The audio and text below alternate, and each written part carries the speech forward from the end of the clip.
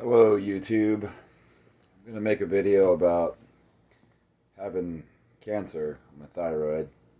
What I've been doing since 2020, January 2020, which is my first chemotherapy to get rid of it, and how I've been trying to survive and what's happened to me since.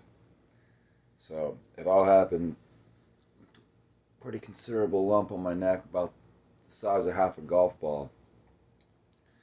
It started moving its way into my airway, so I could barely talk like this. I could barely talk. And yeah, it was really scary. We go out to Dignity Health to endocrinologists. They refused to do biopsies for the first while when it was starting to grow, and it got bigger and bigger and bigger.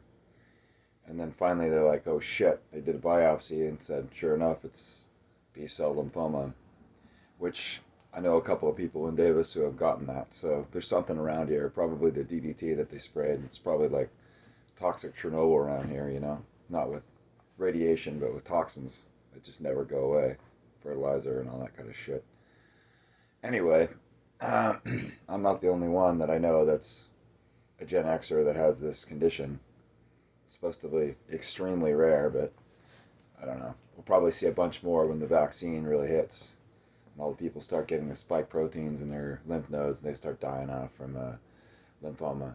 The myocarditis and all those weird fucking blood clot things, that's only the beginning of what's going to kill you with that thing. So if you had it, stop getting boosters, I guess. That's all I can say.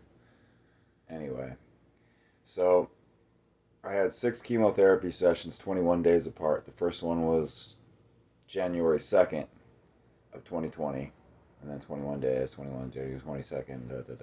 That went on until about April. I had 6 of them. In between a couple of them, I had spinal infusions of the stuff that looked like the reanimator juice from that movie, the green nuclear shit. They'd slam that in my back.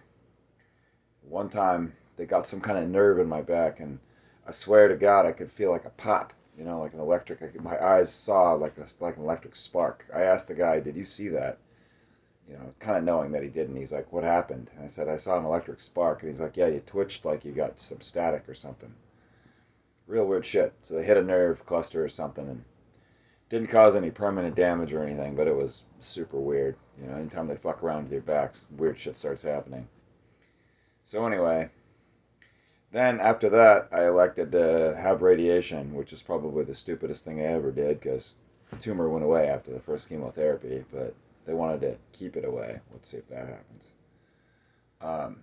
And that was 25 sessions where I had to commute out to SAC 5 days a week. It was about 10 minutes each time. And they had this plastic mask they put over my face and strapped me to a table, and then this radioactive beam would come around and zap my thyroid. Well, they Nagasaki did pretty good. It started to die over the summer. It started dying and dying and dying, and I'd go to the endocrinologist. My hands would get colder and colder, and skin would build up more and more on my feet, and weirdly, I was losing weight, which is strange. Usually, you get fat when your thyroid dies out, but eventually they said, "Okay, we're going to get you on 25 milligrams or micrograms of this stuff called levothyroxine." Well, that was extremely catastrophic for me in the beginning. I did not metabolize it properly, and it was very, very difficult for me to deal with. Physically, I had a lot of problems with it, so I did a lot of research and found out that it was doing all kinds of shit with messing with hormones and T4 and TSH and all this stuff. So I figured, doing the research that I did, I looked on Reddit and a bunch of other different places, and it seemed like the best approach for me because I was having hot flashes and all kinds of emotional problems and stuff, and nervous breakdowns, panic attacks, seizures even. My dog got hit by a car and I had a seizure right there, and it was incredibly gnarly. Cop ended up waking me up in his arms, a cop that I knew, and they sent an ambulance over, and I said, nah, I can't have no ambulance looking at me, because if that happens, they'll probably try to take my driver's license. And he's like, yeah, you're right, you better get out of here then. So I just wandered off, and luckily it was pretty close to my house, because the dog ran away like pretty close. He's right here. Good boy. Anyway, still alive, no problems, not hurt, no issues. But so I kept having these problems and stuff, all sorts of issues. I was going through a really traumatic breakup at the time. I still really loved this person, but it just wasn't going to work out, and that really contributed to a very difficult time. It taxed out the relationship with my band. Like, they just ended up deciding that they hated me in the end and threw me like garbage. And we're not on very good terms at this point.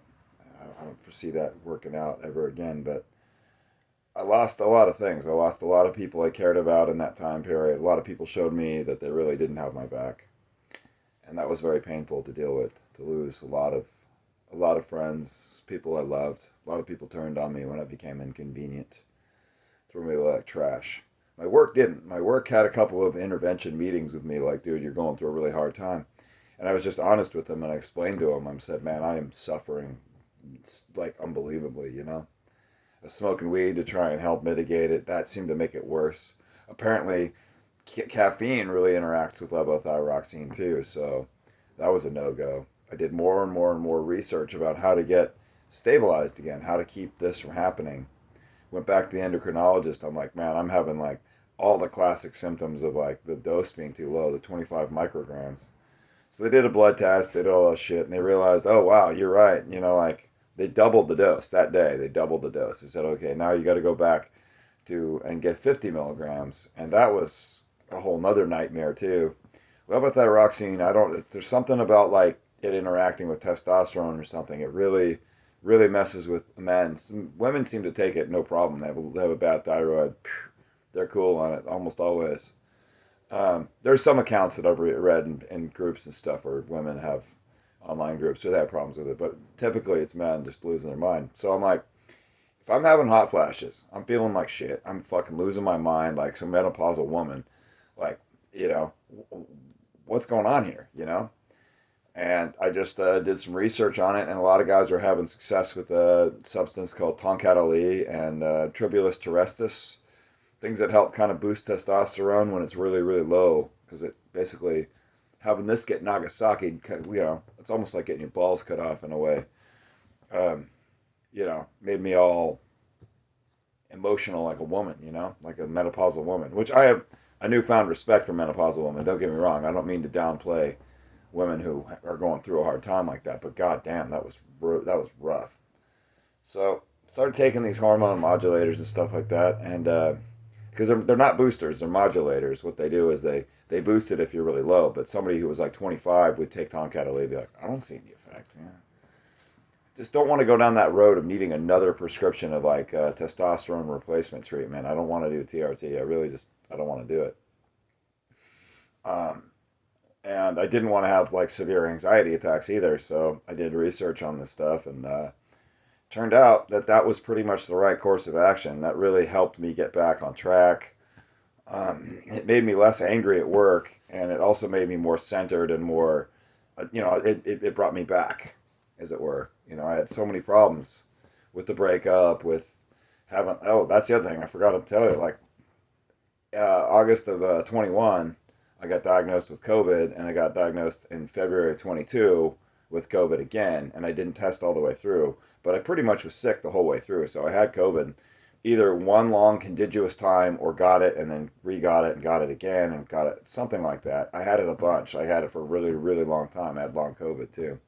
Probably both post-viral syndrome too, all that kind of crap. Luckily, I didn't get vaccinated, which thank God I was smart enough not to take that fucking poison. Anyway, so the current day, doing a lot better with the 50 milligrams. Experimented with ashwagandha. That actually caused me to go into the gray zone, which is pretty well documented. So I'd pretty much, take that stuff very, very sparingly, like once in a while when I know I can't sleep. So, I take a bunch of supplements and stuff like that to try and feel better and try and do all right. I'll go into that, and I'll also go into B6 and dreaming. That also really helped me. And I'll also go into how zinc actually works. I'm going to do different videos on this kind of stuff, the whole journey through and from cancer. I'll go over the whole thing. I just gave you the whole synopsis and try to keep it under 10 minutes. Hope you enjoyed the video.